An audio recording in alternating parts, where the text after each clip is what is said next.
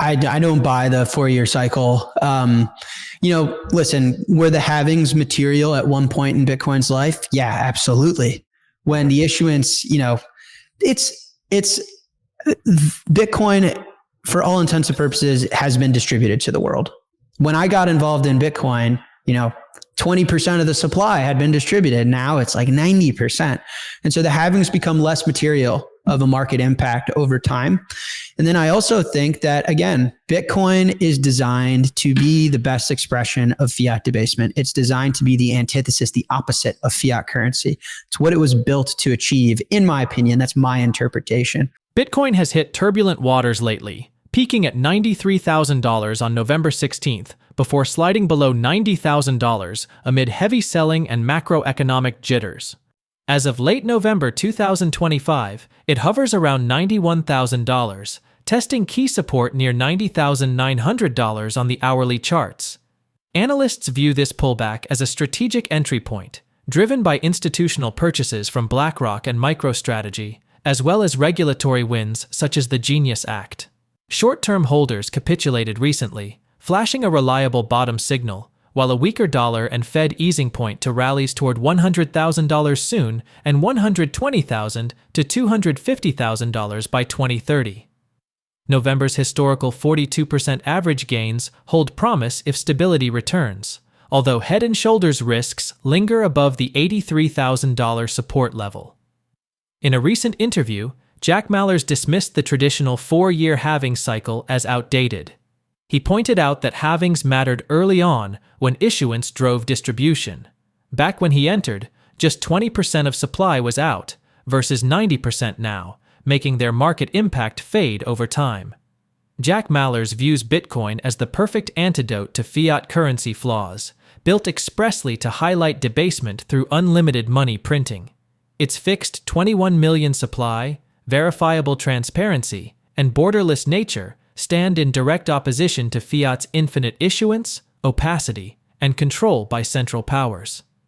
As we bring you clips from Jack Mallers' recent discussion with Tim Kotzman, please take a little time to like this video, subscribe to the channel, and turn on post notifications for more videos like this. Thanks, and enjoy the rest of the video. If you're serious about your retirement, stop letting big banks keep your money hostage. You need security, strategy, and zero paperwork.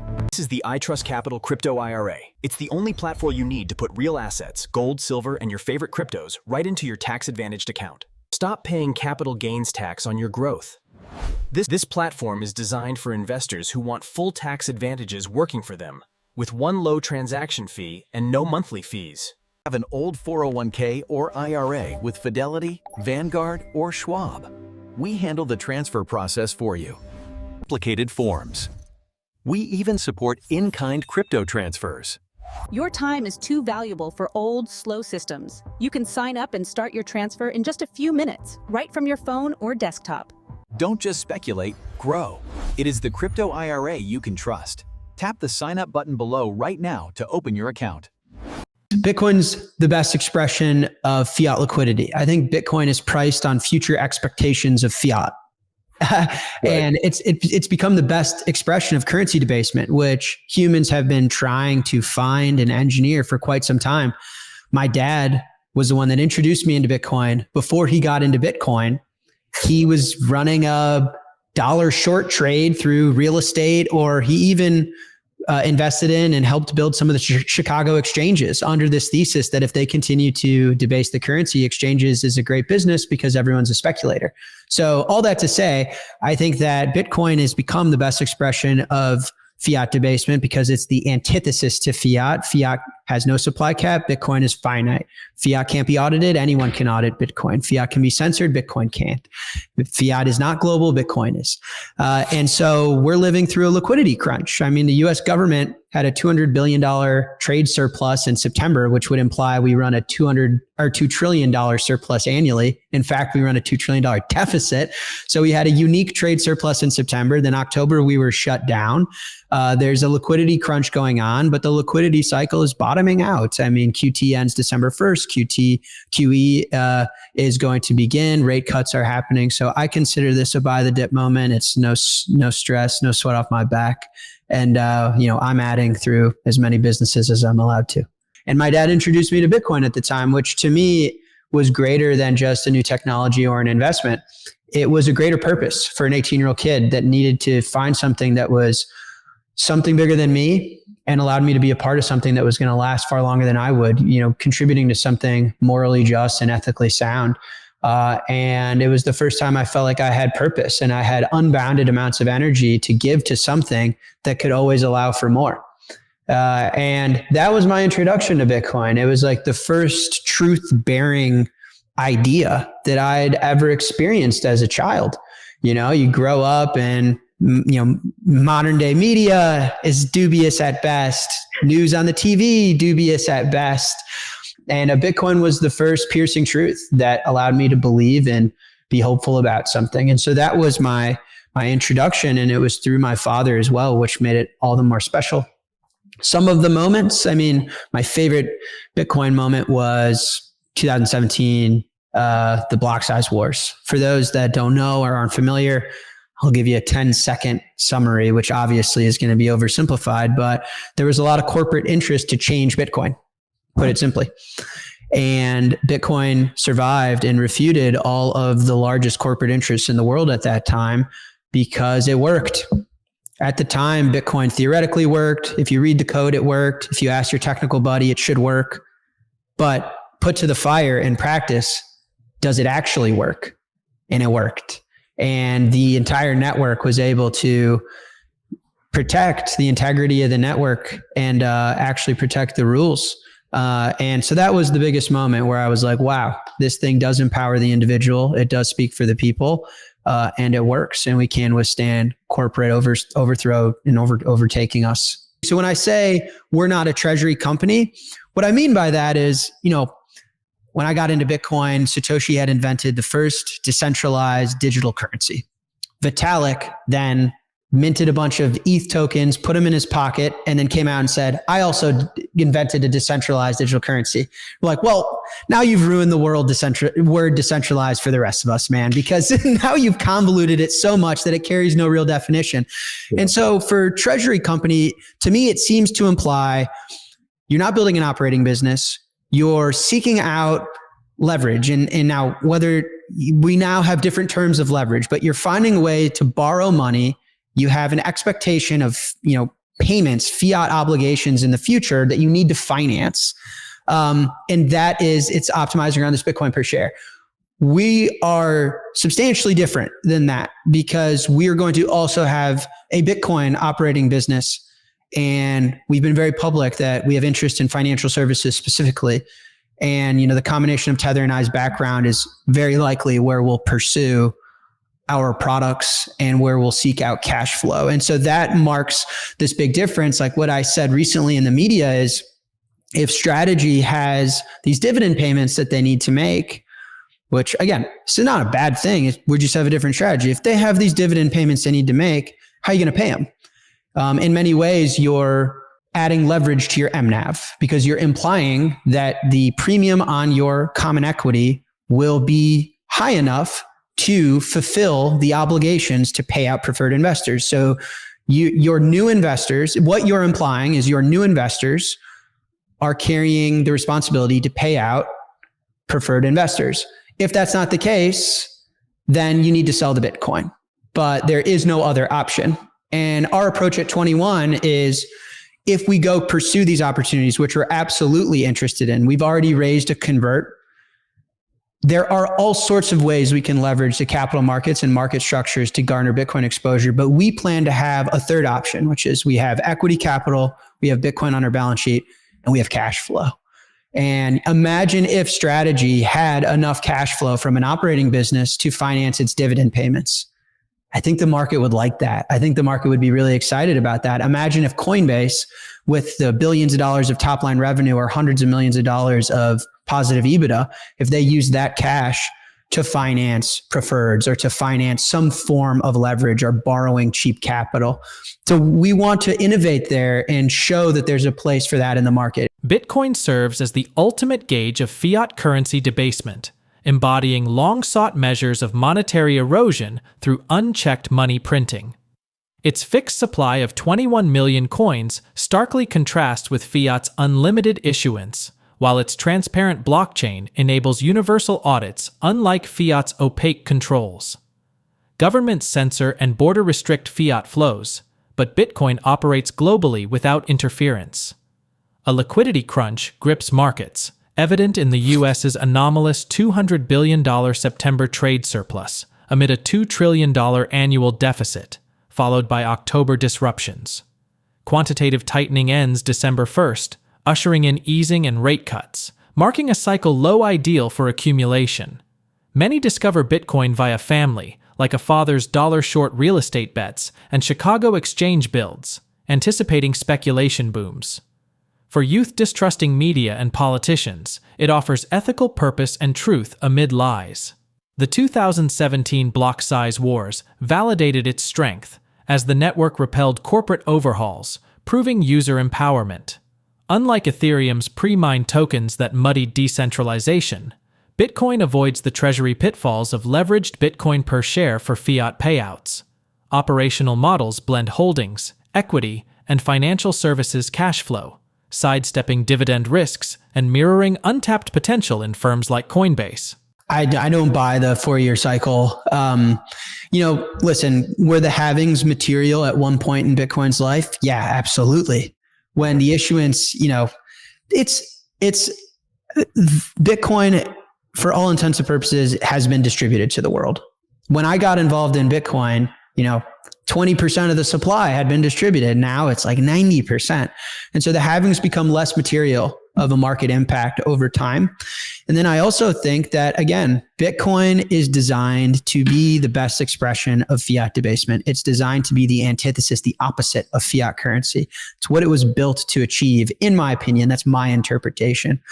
And so it's priced on the expectation of future fiat. And so I think it follows and maps liquidity cycles that are very evident and natural. And the thing that I don't think the wider market has fully digested yet. Right now, I think, and this isn't just Bitcoin, like equities today are risk off. Everything's a bloodbath out there. And I think what the markets are trying to sift through is what has been a liquidity dislocation. If you think this Trump administration campaigned on liquidity, in part because it sounds good, and the other part is because they have to print the money, but they wanted to reindustrialize, right? There was all sorts of pro-liquidity talk, but then you got Elon Musk that tried to doge the place and send us into austerity. And then you have the tariff wars, which are still arguably ongoing, which was very anti-liquidity. And you had Liberation Day or week that caused the 10-year Treasury market to go into crisis, and Trump had to unwind from that. And then you operated in a $200 billion surplus, and then you shut the government down. And then on top of that, you have the biggest tech bubble we've seen since the 2000s, which is AI.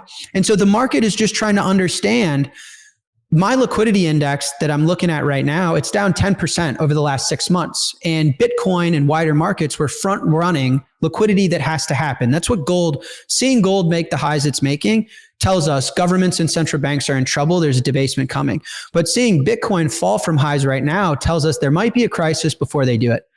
And Bitcoin is the smoke alarm. It's the natural index. It's the real-time indicator of how healthy the financial system is.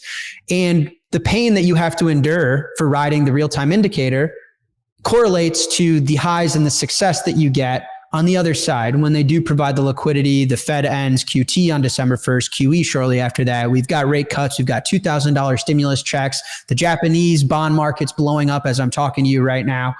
So Bitcoin will be both the most painful to hold when liquidity is tight and most prosperous to hold when liquidity is gushing. And if you want a different expression, own equities. Equities, a 4% equity drawdown is blood in the streets, and a 14% return is the best year anyone's ever had. For a Bitcoiner, could take a nap through those numbers. So it's just, what's your risk tolerance? What's your approach? What's your time preference? And what's your belief? If you believe that fiat isn't going to last, Bitcoin's the best expression of that, but it comes with these market events. But given the liquidity cycles bottoming out, I think this is a buy the dip, and the market's digesting a lot of information, as opposed to if Powell was starting a tightening cycle and he was like, I'm going to hike rates the fastest rate I've ever hiked them, which happened in 2022, I would say differently on the show, but it's the opposite. Actually, it's they're not tightening anymore. So I digress. I know that my approach can be seen as abrasive or off-putting to some, but it is intentful and it's purposeful for a lot of the reasons you explained. And also that I just have this overwhelming sense of conviction that the world is dying for authenticity, that we've been so inundated with political rhetoric and upper class making decisions on behalf of the people, and things like fiat just deprive society to benefit Washington, D.C. and to benefit Wall Street. And I think people just want a normal dude. And at the end of the day, we're all born the same. It's putting on suits and buying into rhetoric and agreeing to say things that you don't actually believe, what seems to segregate us. And so I've been committed to being the opposite of that. And there's a lot of the world that won't like that. But I'm willing to wear those bullets for the people that you mentioned that do relate to that and see that things are possible. There is hope. The world isn't as evil and convoluted and sick as it's made to be seen. We can do this, and normal people can do this, and we can achieve it. And listen, I'm a college dropout. The fancy words I use, I got from people on Twitter. All you need is a Twitter account. So I appreciate that. And that's why the closet's empty, right? When I moved into this place, everyone thought I was going to fill it, and is that a kid trying to change money out of an empty women's wardrobe? And it's like, honestly, that's the perfect meme, because this hyper financialized, over consuming society that would fill this with Louis bags and Gucci shoes. Now I'm going to sit right in the heart of fiat currency and make everyone question everything they've ever been taught and stand for what's right. I mean, I was asked in the media yesterday, do you feel that this is the suits? They didn't say that. They said ETFs, that IBIT, they're buying the top because they're the first time this product's been underwater on their buying. And I said, Wall Street's been buying the top of Bitcoin forever. That's one of Satoshi's greatest innovations, is that somehow he found a way to distribute it to the people. If he called Goldman Sachs and said, hey, I cracked the Byzantine generals problem, I solved a computer science problem previously impossible, I want to IPO it with Goldman Sachs, then they'd own 25%, investment banks would own another 25%, and we would have all gotten shafted. But he didn't. He leaked it on a mailing list and used proof of work. And for that reason, I love the suits, because they're always buying the top. The individuals own this asset. It's already distributed. We're already through the distribution process. Bitcoin's price tracks expectations of future fiat money expansion, closely mirroring natural liquidity cycles that broader markets have yet to fully grasp. Equities and other assets face heavy risk-off selling, caught in a liquidity dislocation. Jack Mallers noted that the Trump administration campaigned heavily on liquidity to support reindustrialization, yet faced pushback from Elon Musk's austerity push via the Department of Government Efficiency, ongoing tariff wars that drained funds, and a Treasury market crisis during Liberation Week that forced a policy reversal. On top of this, the U.S. recorded a $200 billion trade surplus before a government shutdown, while a massive AI tech bubble reminiscent of the 2000s adds confusion. Maller's liquidity index shows a 10% drop over the past 6 months. He acknowledged his direct style might rub some the wrong way, but serves a purpose, driven by the conviction that society craves authenticity amid political rhetoric, elite decisions, and fiat systems enriching Washington and Wall Street at everyone's expense. People yearn for straightforward voices, unswayed by suits or forced agreement on hollow ideas, he argued. As a college dropout who picked up savvy from Twitter, keeping his closet bare to mock hyper-consumerism, Mallers positions himself in fiat's core to challenge norms.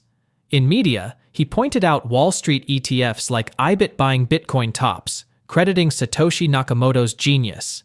By leaking it on a mailing list with proof of work, instead of IPOing via Goldman Sachs, Distribution favored individuals over banks, who perpetually buy high. What do you think? Has Bitcoin's distribution phase truly ended the 4-year halving cycle's grip? Or are we still slaves to those old rhythms despite 90% of supply now in the wild?